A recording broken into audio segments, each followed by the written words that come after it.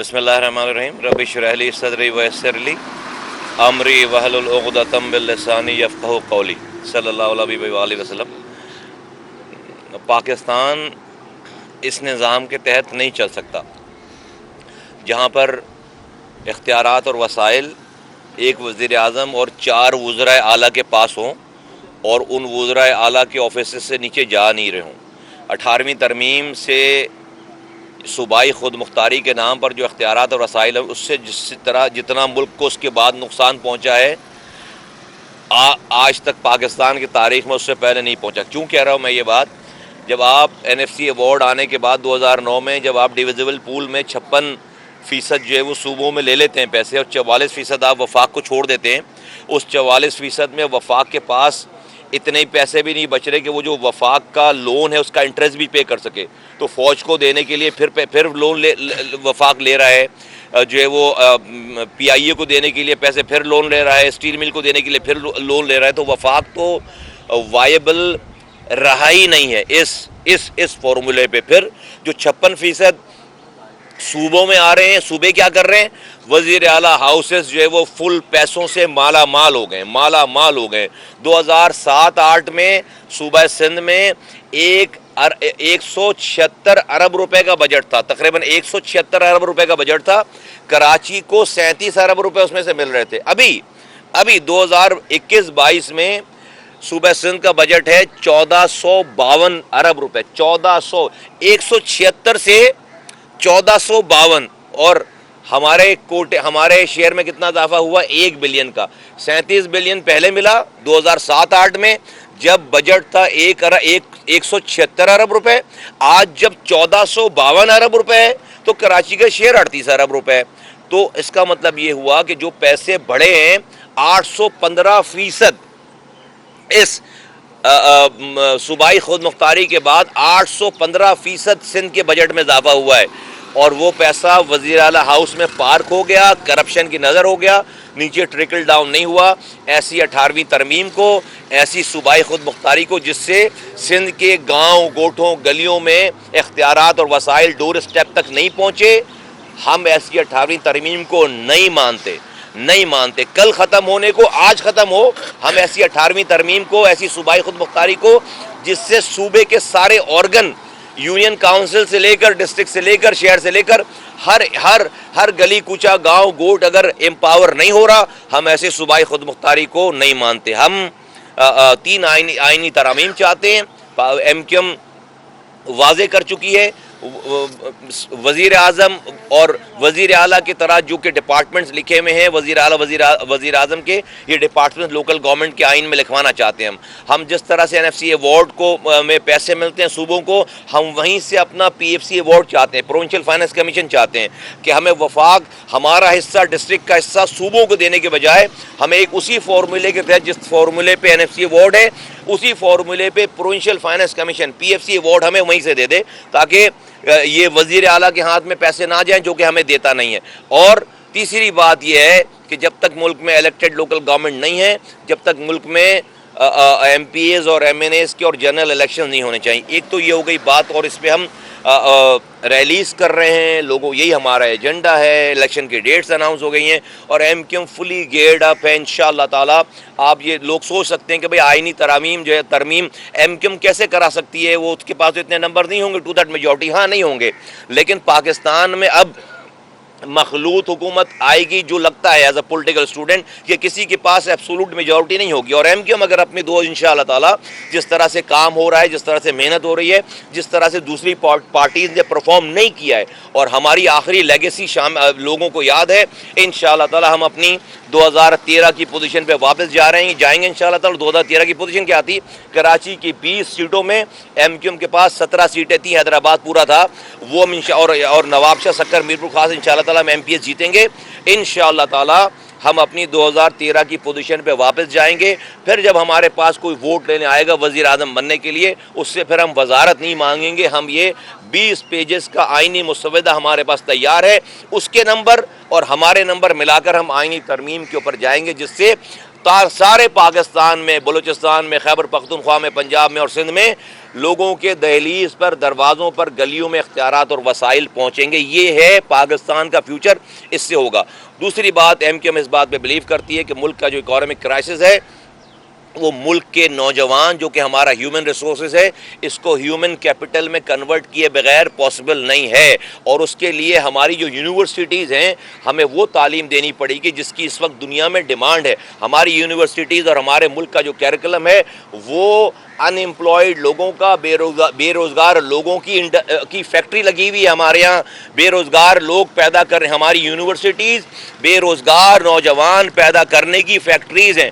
ہمیں جاب ڈھونڈنے والا نہیں چاہیے، جاب پیدا کرنے والا آدمی بنانا ہے. ہمیں ایسے تعلیم دینی ہے جس میں جاپان خالی پڑا ہوا ہے یوتھ سے، کینیڈا خالی پڑا ہوا ہے یوتھ سے، آسٹریلیا خالی پڑا ہوا ہے یوتھ سے، جرمنی خالی پڑا ہوا ہے یوتھ سے، جس کو انڈینز نے بھر دیا ہے. وہ اپنے لوگوں کو ٹرین کرتے ہیں، لوگوں کو بھیجتے ہیں، وہ جا کر آج انڈینز جو ہیں وہ پچھلے 30 سالوں میں دنیا کی 25 ٹاپ آئی ٹی کمپنیز کے سی ای اوز جو ہیں وہ انڈینز ہیں. کیسے کیا انہوں نے؟ ایسے کیا انہوں نے. آج ان کے پاس، ان 25 کمپنیز کے پاس $5 ٹریلین کا بجٹ ہے. $5 ٹریلین کا. آج انڈیا میں جو انویسٹمنٹ ہو رہی ہے وہ لوگ جو کہ ٹرین ہو کر گئے باہر ملکوں میں جا کر کمپنیز کے سی اوز بنے، آج وہ زر مبادلہ لے کر، فورن انویسٹمنٹ لے کر انڈیا جا رہے ہیں. ہماری آئی ٹی کی انڈسٹری ہے جو وہ ہے $3.2 بلین کی ہماری انڈسٹری ہے، اور انڈیا کی ہے $227 ارب کی انڈسٹری. ہمارا ریزرو جو ہے وہ 7 ارب ہے، ان کا جو ہے وہ 603 ارب روپے ان کا ریزرو ہے، ان کا ریزرو ہے. یہ کیسے ہوا؟ یہ اپنی ہیومن ریسورسز کو، یہ ہمارا نوجوان جو اس وقت یوتھ بلج ہے ہمارے پاس، اس کو اگر آپ نے چینلائز نہیں کیا یہ ملک تباہ برباد ہو جائے گا. اس لیے کہ اگر اس کو کوئی پازیٹیو ایکٹیویٹی نہیں ملے گی تو آج جو ہے وہ نیگیٹو ایکٹیویٹیز میں جائے گا. ہم نے دیکھا ہے 9 مئی جیسے واقعات ہم نے اپنے سامنے دیکھ لیے ہیں. تو آج کی دنیا گلوبل ویلیج ہے. اس گلوبل ویلیج میں ضروری نہیں کہ اس ملک کے اندر ہی جاب ڈھونڈی جائے، پوری دنیا میں جا کر جو ہے لوگوں کو ایکسپورٹ کرنا چاہیے. اسکل سکھائیں، میڈیکل ٹریننگ دیں، نرسز بنائیں اور اسکل سکھائیں، ٹیکنیکل کالجز کھولیں اور دنیا بھر میں بھیج کر وہاں سے زر مبادلہ آئے، وہاں سے فورن ڈالرز آئیں. اس طرح سے پاکستان اس اکانومک، ہمیں نالج بیس اکانومی کریٹ کرنی ہے، نالج بیس اکانومی کریٹ کرنی ہے. وہ تعلیم دینا ہے اپنے نوجوانوں کو جس کی دنیا میں ڈیمانڈ ہے. آج یہ کام نہیں ہو رہا ہے، آج یہ کام نہیں ہو رہا. ہم بس دقیانوسی قسم کی تعلیم دیتے چلے جا رہے ہیں جس سے بے روزگار لوگوں کا ایک سمندر بنتا چلا جا رہا ہے جو کہ اس ملک کو تباہ برباد کر دے گا. اب دوسری بات جو اس وقت دنیا میں چل رہا ہے اور ایک ہی ٹاپک ہے وہ ہے فلسطین. اسرائیل جو کہ ایک دہشت گرد ملک ہے، حماس دہشت گرد تنظیم نہیں ہے، اسرائیل دہشت گرد ملک ہے، اور اس کی جو لوگ، جو کنٹریز جو پش پناہی کر رہے ہیں وہ دہشت گرد کی پش پناہی کر رہے ہیں، ریاست دہشت گرد کی پش پناہی کر رہے ہیں. اب یہ آج دشمن اور جو دہشت گرد ممالک ہیں یا اسرائیل ہے وہ تو اپنے عزائم سے نہیں رک رہا. سوال آ جاتا ہے مسلم امہ کا، مسلم امہ جو حشر ہے اس کا، تو وہ سب کے سامنے ہے. آج ہمیں یہ بتانے کی ضرورت ہے اور انشاءاللہ تعالی وہ وقت آ جائے گا کہ اسرائیل کو اور اس کی پشت پناہی کرنے والوں کو یہ بتانے کی ضرورت ہے کہ فلسطین کے 20 لاکھ صرف مسلمانوں کو فلسطینی سمجھ کر اور اس خطے کی اس زمین کو آپ زمین سمجھ کر فلسطین کی اگر آپ سمجھتے ان کو وائپ آؤٹ کر دیں گے تو ہمیں فتح ہو جائے گی. ہمیں یہ بتانا ہے کہ ہر مسلمان فلسطینی ہے. ہمیں یہ بتانا ہے کہ جہاں جہاں مسلم کنٹریز ہے وہ چپا چپا فلسطین کا چپا ہے. فلسطینی 20 لاکھ لوگوں کو آپ کو شہید کرنے سے، بچوں کو شہید کرنے سے آزادی نہیں ملے گی. اگر آپ کو آزادی چاہیے تو 3 ارب مسلمانوں کو مارنا پڑے گا. یہ میسج جس وقت چلا گیا مسلمانوں کی طرف سے، امہ کی طرف سے، لوگوں کی طرف سے، میں حکمرانوں کی بات نہیں کر رہا ہوں، میں سارے عالم کے مسلمانوں کی بات کر رہا ہوں. حکمران تو فارغ ہے، مسلمانوں کی بات کر رہا ہوں جو کہ پوری دنیا میں اٹھ رہے ہیں، امریکہ جیسے ملکوں میں اٹھ رہے ہیں، یورپ جیسے ملکوں میں اٹھ رہے ہیں. جس دن یہ میسج چلا گیا پھر کوئی جہاز جو ہے وہ بمباری کرنے کے لیے اسرائیل سے اڑ کر فلسطین نہیں جائے گا. ہمیں یہ کام کرنا پڑے گا. اور پھر جو وعیدیں ہیں، جو پیشن گوئیاں ہیں، اور سرکار عالم سرکار دو عالم حضرت محمد مصطفیٰ صلی اللہ علیہ وسلم جو کہہ گئے، فرما گئے، اور اس کا جو مفہوم ہے کہ بھئی مشرق سے قافلہ آئے گا جو فلسطین، جو بیت المقدس فتح کرے گا۔ اب مشرق میں تو ہم ہیں، اب ہمارا یہ حال ہے، ہم تو گٹر ملا پانی پی کے سو جاتے ہیں، ہمیں تو تکلیف ہی نہیں ہے۔ ہم تو جو ہے وہ ایک حکومت کی جو ہے وہ جارحیت کو نہیں سنبھال پا رہے۔ ہم تو رات میں لوڈ شیڈنگ برداشت کر رہے ہیں، صبح جو ہے وہ گیس کی لوڈ شیڈنگ برداشت کر رہے ہیں۔ ہم جو ہے وہ اپنی FIR بغیر رشوت کے کٹوا نہیں سکتے، ہمارا پانی بند ہے، ہمارا پانی چوری کر کے ہمیں ہی بیچتے ہیں۔ تو یہ جا کر جو ہے وہ جھنڈا گاڑیں گے، یہ وہ لوگ۔ تو اس کا مطلب ہے کہ ہمیں اپنی ان کوتاہیوں پر قابو پانا پڑے گا، اپنے ملک میں ظلم کے نظام کے خلاف کھڑا ہونا پڑے گا، جب جا کر ہم کسی دنیا میں مظلوم کا حصہ بنیں گے، مظلوموں کی جا کر آواز بن سکیں گے۔ اور اگر اس والی بات کو کرنا ہے تو میں اپنے آپ کو دل کی بات کہہ رہا ہوں کہ آج اگر ظلم اور ظالم کے خلاف کھڑے ہونے والے کسی کی کوئی مثال دی جا سکتی ہے تو وہ اس فلسطینی 10 سال کے بچے کی تصویر دیکھیں آپ، کہ ہاتھ میں پتھر لے کر وہ سپر پاور کی ٹینک کے آگے پتھر لے کر کھڑا ہے اور ہل نہیں رہا۔ انسان اتنا بڑا ہے، اللہ نے انسان کو اتنا بڑا بنایا ہے، ہم کتنے چھوٹے ہو گئے ہیں کہ ہمارے اوپر تو کوئی ٹینک چڑھانے والا نہیں ہے، چلانے والا، لیکن ہم اپنے پینے کے پانی کے لیے نکلنے کے لیے تیار نہیں ہیں، اپنے بچوں کو گٹر ملا پانی پلا رہے ہیں، اور جو آپ کو مل جاتا ہے عوام کو بس اسی کو ساری بات سنا دیتے ہیں۔ بھائی ہم جا کر سو رہے ہیں، ٹاک شو دیکھ کر گالیاں بک کر حکمرانوں کو سو جائیں گے، اور وہ جو لیڈران ہیں اور جو پولیٹیکل پارٹیز ہیں وہ جا کر جو ہے وہ بلوے کریں اور ہنگامے کریں اور ان کو پانی لا کر دیں۔ نہیں بننے والا چکر یہ، ایسا کوئی چکر نہیں ہے، یہ حالات نہیں بدل۔ ہر کسی کو نکلنا پڑے گا، ہر کسی کو امن کے ساتھ نکلنا پڑے گا۔ پہلے اپنے ملک سے ظلم ختم کرو، جب جا کر کسی انٹرنیشنل تحریک کا حصہ بن سکتے ہو، اپنی دینی ذمہ داریاں پوری کر سکتے ہو، اور وہ ذمہ داری پہلے اپنے گھر سے شروع ہوتی ہے۔ یہ ظلم سہنا عین دین کے خلاف بات ہے، انسانیت کے خلاف بات ہے، اور اس ظلم کو سہ کر خاموش رہنا انسانیت کے خلاف، ہمارے ریلیجن کے خلاف بات ہے۔ 1 منٹ میں یہ مٹھی بھر جاگیردار وڈیرے سرمایہ دار جو ہم پر ظلم کر رہے ہیں یہ تہس نہس ہو سکتے ہیں، لیکن لوگ نکلیں تو لوگ نکلنے کے لیے تیار ہی نہیں ہے، اس لیے ظلم بڑھتا چلا جا رہا ہے۔ ہماری کوشش ہے لوگوں کو آواز دیں، اور اللہ نے چاہا تو انشاءاللہ تعالی ایک وقت آئے گا، یہ شہر 3 کروڑ کی آبادی ہے، جس دن 2 کروڑ انسان اپنے پانی کے لیے، اپنے روزگار کے لیے، اپنے کوٹے سسٹم کو ختم کرنے کے لیے، اپنی بجلی کے لیے، اپنے انصاف کے لیے روڈ پہ نکل کر آ گئے امن کے ساتھ اپنے بچوں کو لے کر۔ جس طرح سے فلسطین کے بچے آج جو ہے وہ شہید ہو رہے ہیں اور اتنے بڑے ظلم کا مظاہرہ سامنا کر رہے ہیں، ہمارے اوپر تو یہ ظلم نہیں ہے۔ جس دن یہ آ گئے تو یہ یہاں کے لیے بھی، اپنے بچوں کے لیے بھی اچھا کر جائیں گے، اور دنیا کے مسلمان اور انسانوں کے لیے جو ہے وہ اچھا کر جائیں گے۔ ہم یہ سمجھتے ہیں کہ وہ وقت جو ہے وہ آنے والا ہے، ہماری جد و جہد اس حوالے سے اس طرف جو ہے وہ گامزن ہے۔ بہت شکریہ، تھینک یو۔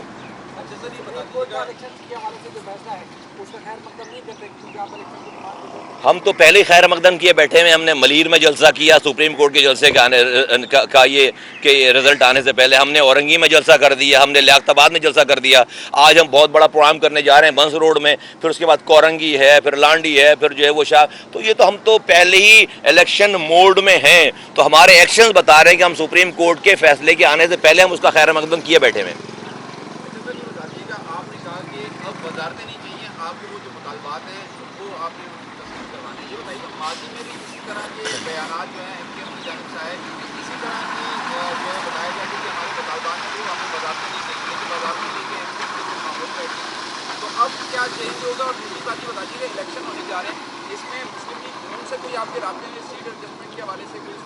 دیکھیے میں نے جو آپ کو الفاظ ادا کیے وہ الفاظ ادا کیے، ہماری پہلی پرائرٹی جو ہے وہ یہ آئینی ترمیم ہے، اور اس کے بعد ہی ساری کوئی بات ہے، اس میں پروگریس ہوگی تو وزیر بھی بنیں گے، لوگ اگر جیت گئے اور کولیشن بنی تو وزیر بھی بنیں گے اور لیکن سب سے پہلی پرائرٹی جو ہے وہ یہ آئینی ترمیم ہے. اس سے پہلے ایم کیو ایم نے یہ والا مطالبہ 40 سالوں میں نہیں کیا. آئینی ترمیم کا مطالبہ یہ والا کسی بھی آنے والی حکومت کو جو ہے وہ مذاکرات کرتے ہوئے یہ والا کام نہیں کیا ہے. اور جس طرح سے جس مربوط انداز میں آج کی تیاری ہے اس سے ماضی میں اس کی کوئی مثال نہیں ملتی.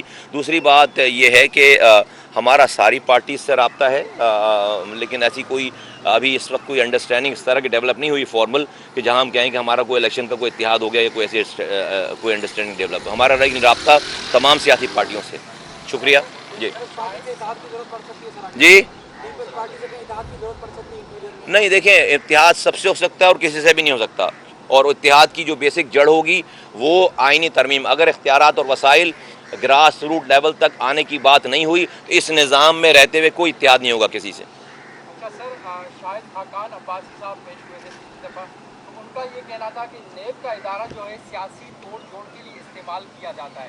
تو آپ کیا سمجھتے ہیں کہ نیب کا جو کیس چل رہا ہے آپ پر، یہ آپ کے اوپر بھی توڑ جوڑ کے حساب سے؟ جی 2019 میں ہمیں پی ٹی آئی کے اوپر بیعت کرنے کے لیے زور دیا جا رہا تھا اور وہ نہیں کیا تو پھر یہ کیس جو ہے وہ لانچ ہو گیا.